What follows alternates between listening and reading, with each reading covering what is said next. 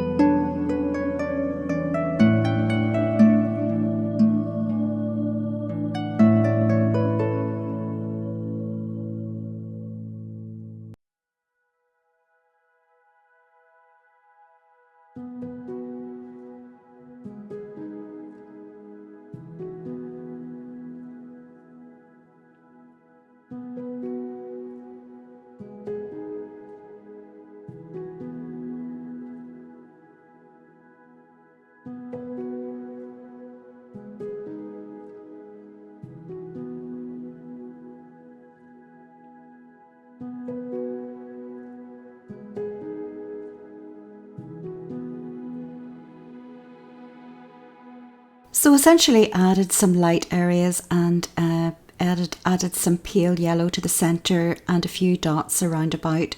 And then I'm going to show you how I did that by filling in some at the top of the tree.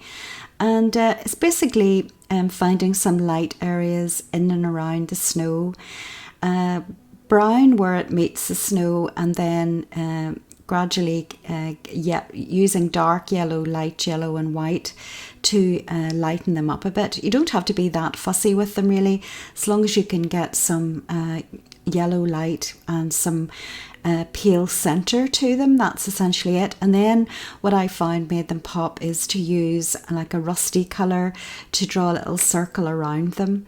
So that's how I did the little lights, and I just found some areas where it was a bit paler where I could just add them in.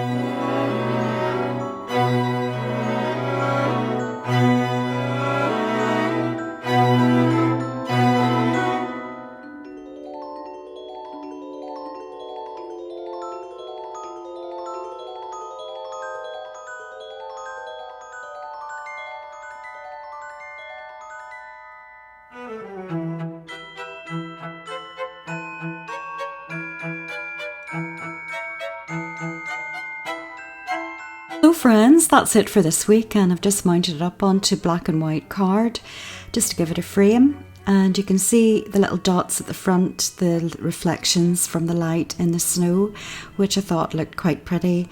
Lots of little yellow dots all around, tiny little dots that you can hardly see. I did revert to my gel pens in the end up just to make them super bright in the centre. I kind of wish I didn't have to do that, but I couldn't help myself. So if you learnt something or you enjoyed the video and you still haven't subscribed, please do. It is free and it makes a big difference to the channel. Also hit the thumbs up, leave me a comment, share the video, all of that stuff. Also letting you know that I've reopened my online art workshop, so if you're interested in purchasing some of my artwork, I will leave the link below. But of course, until next time, take very good care of yourselves, and above all, get creating, be brave, and do enjoy the adventure.